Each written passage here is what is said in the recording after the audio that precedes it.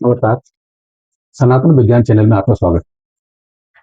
हम अपने वादे के मुताबिक सनातन विज्ञान के एक अंग ज्योतिष पर चर्चा करने के लिए आज एक ऐसी सक्सेसफुल संघ मौजूद हैं जिनने ज्योतिष संस्थान में पढ़ाया है और उनके तमाम स्टूडेंट आज सफल ज्योतिषी।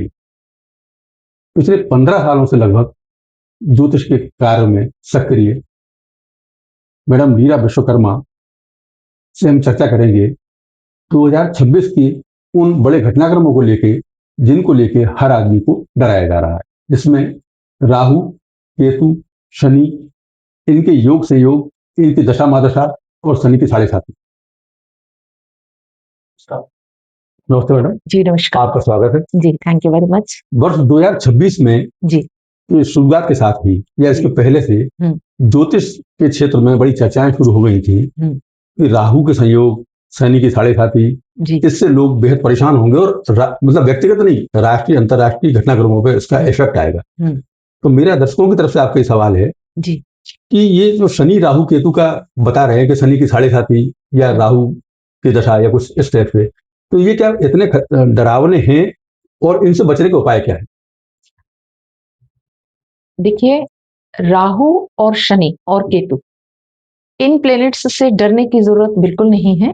ये तो केवल कुछ लोगों ने अपनी दुकानदारी चलाने के लिए और लोगों में भय व्याप्त करने के लिए इस तरीके की बातें प्रचारित कर रखी हैं। जी। तो अगर शनि खराब होता तो आप समझते हैं इस बात को कि अगर अंधकार नहीं होगा तो सूर्य के प्रकाश को कैसे पहचाना जाएगा? जी बिल्कुल, है ना। जी। अगर राहु खराब होता तो मेरी और आपकी जो कन्वर्सेशन हो रही है नेट के माध्यम से, वो कैसे होती? जी बिल्कुल बिल्कुल, है ना। जी। तो शनि और राहु का जो प्रभाव है वो केवल कहने से सिद्ध नहीं होता। जी। प्रत्येक व्यक्ति के बर्थ चार्ट के अकॉर्डिंग शनि की 7.5 या राहु की महादशा उसको उपलब्धियां देती है या परेशान करती है। जी बिल्कुल, है ना। अगर आपकी कुंडली में शनि अच्छा है और राजयोग कारक है, मान लीजिए आपकी वृषभ लग्न है, आपकी तुला लग्न है, आपकी मकर लग्न है, आपकी कुंभ लग्न है, जी। और शनि की स्थिति पत्रिका में अच्छी है, तो शनि की 7.5 आपको कभी खराब नहीं जा सकती। जी बिल्कुल, है ना। यदि राहु आपकी पत्रिका में अच्छा है, मान लीजिए 3rd हाउस में है, 6th हाउस में है, राहु अगर 10th हाउस में है, 11th हाउस में है, तो राहु की महादशा आपको कभी खराब नहीं जाएगी। जी बिल्कुल, है ना। और जहां तक राष्ट्रीय स्तर की बात है, जी। तो प्रेजेंट के सारे घटनाक्रमों पे आप एक नजर डालिए। भारतवर्ष में जो उन्नति प्रेजेंट समय में हुई है, जी। और भारतवर्ष जो विश्व गुरु बनने की तरफ जा रहा है, जी। क्या ये पहले संभव था? नहीं, बिल्कुल नहीं, बिल्कुल नहीं था। है ना। रही बात राहु की, राहु से डरने की, तो देखिए हर प्लेनेट का अपना एक बेसिक नेचर होता है। जैसे आप एक बहुत अच्छे पिता होंगे, बहुत अच्छे भाई होंगे, मित्र होंगे, पति होंगे, लेकिन एक बेसिक नेचर आपका भी तो होगा। हाँ बिल्कुल बिल्कुल, है ना। उसको नजरअंदाज नहीं किया जा सकता। तो इसी तरीके से हर प्लेनेट का अपना एक बेसिक नेचर होता है। जैसे शनि को कालपुरुष का दुख कहा गया। है ना। शनि कालपुरुष का दुख है, बिल्कुल इसी एक सेंटेंस पे नहीं जाना है। शनि न्यायाधीश भी तो है। हाँ बिल्कुल बिल्कुल। अगर बुरे कर्मों के नतीजे अच्छे मिलने लगे तो सांसारिक संतुलन कहाँ जाएगा? बिगड़ जाएगा। है ना। तो ये शनि की 7.5 जो है जी, इसको लोग लेके भी काफी डराया जाता है। जी। तो जिनकी शनि की 7.5 चल रही है, हाँ। और मान लो कुंडली में उनकी शनि महाराज की पोजीशन भी खराब है, जी, तो वो इसके प्रकोप से कैसे बच सकते हैं, क्या करना चाहिए उनको? देखिए भगवान हर किसी के जीवन में सुख और दुख देता है। जी बिल्कुल। है ना। कोई व्यक्ति ऐसा नहीं है जो सदैव दुखी रहा हो और सदैव सुखी रहा हो। जी बिल्कुल। है ना। अब अगर आपके कहे अनुसार कि शनि की 7.5 में तकलीफें मिलती हैं, मिलती भी हैं, इनसे बचने के उपाय क्या हैं? तो देखिए, चाहे वो राहु की महादशा हो या शनि की 7.5, व्यक्ति को समाज के परित्यक्त लोगों की मदद जरूर करना चाहिए। जी बिल्कुल। है ना। दूसरी चीज, अगर पत्रिका में शनि खराब है तो सबसे पहली सावधानी है, शनि से संबंधित कोई भी वस्तु किसी से भी बतौर गिफ्ट ना लें, फ्री ऑफ चार्ज ना लें। अब शनि से संबंधित वस्तुएं क्या हैं? एक लंबी लिस्ट है, लेकिन एक मोटा मोटी मैं आपको बताना चाहती हूँ। Like oil, leather, iron, umbrella, footwear ji. और लोहे से बनी हुई कोई भी वस्तु, जी। है ना? उसमें बल्कि इनको दान सरसों, करें आप। हाँ, सरसों का तेल भी आता है जी। है ना? तो इन चीजों को आप किसी से स्वीकार मत करिए, जी।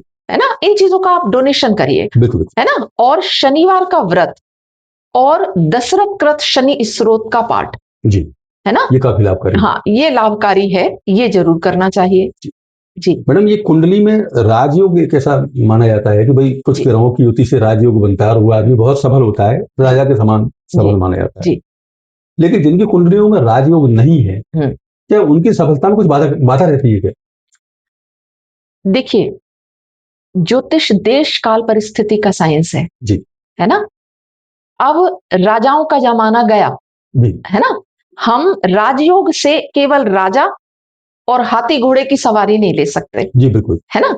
प्रेजेंट टाइम में जो राजयोग है उसकी भी परिभाषाएं बदल चुकी हैं, जी। है ना? तो आपने कहा कि अगर राजयोग ना हो, जी।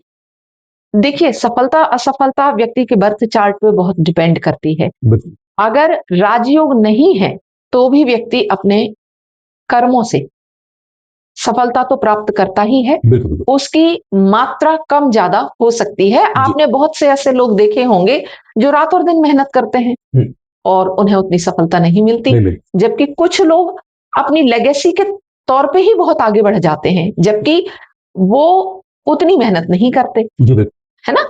तो ये नहीं कहा जा सकता कि राजयोग के द्वारा ही व्यक्ति पूर्णतः सफल होगा। वो हाइट पे नहीं पहुंच सकता, ये सही है, लेकिन मेहनत ज्यादा उसको करनी पड़ सकती है। बिल्कुल जी। तो ये राहु की महादशा ये भी बड़ी खतरनाक मानी जाती है और उसको लेकर अमूल धमकाया जाता है। कहते ये है कि राहु की महादशा आदमी को बर्बाद कर देती है। जी। आपका मानना क्या है इस मामले के लिए? मेरा मानना इसके बिल्कुल उलट है। मेरा पूरा कैरियर शनि की 7.5 और राहु की महादशा में बना है। जी। ज्योतिष में एक युक्ति है एक, राहु 10 में दुनिया बस में। जी। आप जितने भी सफल लीडर्स को देखते हैं उनकी पत्रिकाओं में राहु की पोजीशन, शनि की पोजीशन हमेशा बहुत अच्छी होती है। लेकिन शनि के बारे में भी कहते हैं कि शनि 10 में दुनिया बस में। शनिवत राहु, शनि और राहु एक दूसरे के पूरक ही हैं, बिल्कुल, है ना? जी। दोनों ही स्लो मूविंग प्लेनेट हैं, शनि थोड़ा ज्यादा स्लो है, हाँ। है ना? तो राहु को लेकर जो भ्रांतियां फैली हैं ये बिल्कुल गलत है, जनसामान्य को इससे बिल्कुल नहीं डरना चाहिए। अब जैसा कि हमारी इनिशियल कन्वर्सेशन में मैंने आपसे कहा कि एक बेसिक नेचर व्यक्ति का भी होता है, हाँ, बिल्कुल, बिल्कुल। है ना? तो राहु की जो कथाएं आपने पढ़ी हैं, सुनी हैं, राहु का स्वभाव भी बिल्कुल वैसा ही है, है ना? कामों में हर्डल्स जरूर डालते हैं शनि और राहु, लेकिन अंततः आपको सफलता मिलती है। पत्रिका का विश्लेषण जब तक न किया जाए तब तक आप राहु को खराब नहीं कह सकते, गुरु को अच्छा नहीं कह सकते। हाँ, बिल्कुल, है ना? हर किसी के लिए गुरु एक योग कारक प्लेनेट नहीं होता। हाँ। हर किसी के लिए राहु एक परेशान करने वाला प्लेनेट नहीं होता। जी। अगर पत्रिका में राहु की पोजीशन 3rd में, 6th में, 10th में, 11th में है तो ऐसे व्यक्ति को राहु की महादशा, राहु की अंतरदशा फलित होती है। जी बिल्कुल। जी। लेकिन मैडम, प्रश्न कुंडली को लेकर बात चलती है कि प्रश्न कुंडली ये मतलब जो है उससे अपन बात कर सकते हैं, पूछ सकते हैं कुछ। तो क्या प्रश्न कुंडली एक तो कितनी कारगर है और दूसरा क्या एक सवाल ही पूछ सकते हैं या आगे इससे ज्यादा सवाल पूछे जा सकते हैं? देखिए, बहुत सारी बातें एस्ट्रोलॉजर के नॉलेज पे डिपेंड करती हैं। जी। आजकल तो मैं देखती हूँ हर चौथा आदमी एस्ट्रोलॉजर बना घूम रहा है। हाँ, बिल्कुल, बिल्कुल, है ना? देखिए, यदि किसी के पास उसकी कोई प्रॉपर डिटेल नहीं है, हाँ। आते हैं क्लाइंट, भविष्य जानने की जिज्ञासा हर व्यक्ति में होती मेरा है। सवाल ये भी था जी कि जिन्हें अपने जन्म का स्थान, तारीख, समय ये सब नहीं मालूम, जी, तो वो क्या ज्योतिष का लाभ नहीं ले सकते? नहीं, बिल्कुल बिल्कुल ले सकते हैं। प्रश्न कुंडली ज्योतिष की एक बहुत ही चमत्कारिक विधा है, लेकिन डिपेंड करती है एस्ट्रोलॉजर के नॉलेज पे। उसको कितना नॉलेज है ज्योतिष का, क्या उसने ज्योतिष के ग्रंथों का अध्ययन किया है, है ना? क्या उसने कोई साधना की है, या मैं तो ये कहती हूँ कि चलिए ज्योतिष के ग्रंथों को छोड़ दीजिए आप, क्या एक ज्योतिष ने बृहद पाराशर होरा शास्त्र का अध्ययन किया है? क्या उसने मंत्रेश्वर की फलदीपिका पढ़ी है? क्या वो मुहूर्त चिंतामणि के बारे में जानता है? देखिए, अगर एस्ट्रोलॉजर लेक ऑफ नॉलेज वाला है जी तो वो ज्योतिष के साथ कभी न्याय नहीं कर सकता, जी बिल्कुल है ना। अब बात आती है प्रश्न कुंडी की। तो देखिए, जिन लोगों के पास में अपनी प्रॉपर डिटेल नहीं होती, हाँ। वो आते हैं, मैडम हम जानना चाहते हैं लेकिन कोई डिटेल नहीं है, तो जी। मैं उनको कहती हूँ बैठिए, मैं प्रश्न कुंडी ओपन करती हूँ। प्रश्न कुंडी से 75 to 80% एक्यूरेसी के साथ आंसर किया जा सकता है। जी उस व्यक्ति की। हाँ, है ना। अब जब आप प्रश्न कुंडली ओपन करते हैं तो प्रश्न कुंडली के भी नियम है। जी देखिए, ज्योतिष नियम और सिद्धांतों पे चलता है बिल्कुल ना, फालतू बातों पे नहीं चलता कि शुक्र जो है वो शराब का इंडिकेशन जी है ना, राहु जो है वो व्यक्ति को बर्बाद ही करता है, शनि की 7.5 तबाह ही करती, इन फालतू बातों पे ज्योतिष नहीं चलता, जी जी है ना। तो जब किसी की प्रश्न कुंडली ओपन होती है तो शास्त्र का ऐसा विधान है हाँ कि आप एस्ट्रोलॉजर से एक प्रश्न पूछ सकते हैं, जी है ना। तो आप जैसे मान लीजिए दूसरा प्रश्न है, तो पहले प्रश्न का उत्तर हम चंद्र कुंडली से देते हैं, जी चंद्रमा यानी मन, जी है ना। दूसरे प्रश्न का उत्तर जो है वो हम सूर्य से देते हैं। जी अब अगर मान लीजिए व्यक्ति के मल्टीपल क्वेश्चंस हैं, हाँ हाँ तो फिर हम क्रमशः सारे ग्रहों को लग्न मानकर जी उनमें से जो ग्रह बली है हम्म, उसके अनुसार 1 by 1 क्वेश्चंस का आंसर दे सकते हैं। जी जी मेरे कई क्लाइंट ऐसे हैं कि मैंने उनकी प्रश्न कुंडली को ही सेव कर लिया है, जी बिल्कुल वो जब भी आते हैं मैं उनकी प्रश्न कुंडली ओपन कर देती हूँ, अच्छा है ना। बिल्कुल और वो उस प्रश्न कुंडली को ही अपनी जन्म कुंडली मानने लगे हैं, क्योंकि उनको उतनी एक्यूरेसी के मिल साथ जवाब मिल रहे हैं। जी जी एक ज्योतिषी के लिए मैडम जैसे ज्योतिष अपने आप एक विज्ञान है, जी और विज्ञान पूरा गणित पर आधारित होता है इस तरह जी का है, तो लेकिन फिर भी बताते ये है कि मतलब एक ज्योतिषी को खुद भी सनातन नियमों का पालन करते जी हुए जी एक इष्ट की शरण में रहना चाहिए। जी बिल्कुल तो सही। इसमें इष्ट कितना कारगर है आपकी नजर में? देखिए, आप इसको स्टेप वाइज समझिए। ज्योतिष की प्रमाणिकता साधना और रिसर्च पे डिपेंड है। जी जैसा कि मैंने आपसे कहा, ग्रंथों का अध्ययन बहुत जरूरी है। बिल्कुल अगर आप सनातन पद्धति के अनुसार चलते हैं, अब सनातन पद्धति आपको ये नहीं कहती कि आप 12 बजे जागें, हाँ है ना। बिल्कुल अगर आप में खुद डिसिप्लिन नहीं होगा तो आप दूसरों को क्या डिसिप्लिन बताएंगे, जी बिल्कुल है ना। अगर एस्ट्रोलॉजर के पास प्रॉपर नॉलेज है, भगवती की शरण में जी है ना, तो मैं ऐसा समझती हूं अपने अनुभव के आधार पे कि 70% उसका फलित सही जाता है। इष्ट जी शरण में तो जी, मैंने कहा ना, ज्योतिष की प्रमाणिकता साधना और रिसर्च पे डिपेंड है। जी जी धन्यवाद।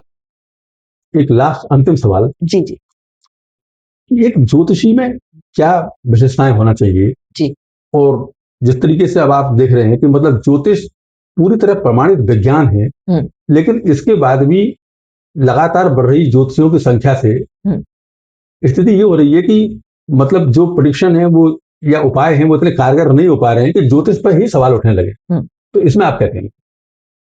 सबसे पहले मैं कहना चाहती हूँ कि ज्योतिष की तुलना विज्ञान से मत करिए। जहां विज्ञान की सीमाएं समाप्त होती हैं, ज्योतिष शुरू होता है वहां से, जी जी है ना। ज्योतिष विज्ञान नहीं है, ज्योतिष पराविज्ञान है। और ज्योतिष पर जो उंगलियां उठ रही हैं, उसके लिए मैं जनता से भी निवेदन करना चाहती हूँ कि थोड़ी जागरूकता बनाएं। जनता को पूरा हक है एक एस्ट्रोलॉजर का नॉलेज जानने का, उसके बारे में पूरी जानकारी लेने का। हम जब डॉक्टर के पास जाते हैं तो उसके बारे में जानकारी इकट्ठी करते हैं। मार्केट का माहौल ये चल रहा है कि जिन्हें कुछ नहीं करना है उन्हें ज्योतिष करना है। जी बिल्कुल है ना। अब ऐसी सिचुएशन में जो ज्योतिष विद्या के प्रति समर्पित हैं, जिन्होंने एक लंबे समय से ज्योतिष का अध्ययन किया है, वो बैकफुट पे आ जाते हैं, है ना। और जनता प्रचार प्रसार के माध्यम से आदमी अपनी जगह बना रहा है। अब आप ये बताएं, अगर मुझे हार्ट की प्रॉब्लम है जी तो मुझे कार्डियोलॉजिस्ट के पास जाना पड़ेगा या मैं नेफ्रोलॉजिस्ट के पास जाऊं? हाँ, कार्डियो, है ना। जनता इतनी भोली भाली होती है कि वो प्रचार में आ भी जाती है। जी जनता को भी ये सोचना होगा कि आपको पंडित में, कथावाचक में, एस्ट्रोलॉजर में फर्क समझना होगा। जी बिल्कुल। एक पंडित को कर्मकांड का नॉलेज होता है, हाँ। एक एस्ट्रोलॉजर को एस्ट्रोलॉजी का नॉलेज होता है। बिल्कुल। अगर आप मुझसे कहें कि मैं आपके बेटे की शादी कराऊं, जी तो संभव नहीं है मेरे लिए, जी ये कर्मकांड का विषय है। हाँ। उसके लिए आपको पंडित के पास जाना पड़ेगा। हाँ, मैं आपको ये बता सकती हूँ कि आपके बेटे की शादी कब होगी, उसका मुहूर्त कौन सा ठीक रहेगा, लेकिन विवाह कराने के लिए तो कर्मकांडी पंडित के चरण में जाना पड़ेगा। जी जी है ना। कथावाचक का नॉलेज अपने स्तर का है, मैं कथा नहीं कर सकती, वो ज्योतिष नहीं कर सकते। जी है ना। बहुत कम ब्राह्मण ऐसे हैं, बहुत कम पंडित ऐसे हैं जिन्हें कर्मकांड का भी नॉलेज है और जिन्हें ज्योतिष का भी नॉलेज है, बिल्कुल। लेकिन वो 100% में से मान के चलिए केवल 2 और 3% है। तो ये जागरूकता थोड़ा जनता को भी अपने अंदर लानी पड़ेगी।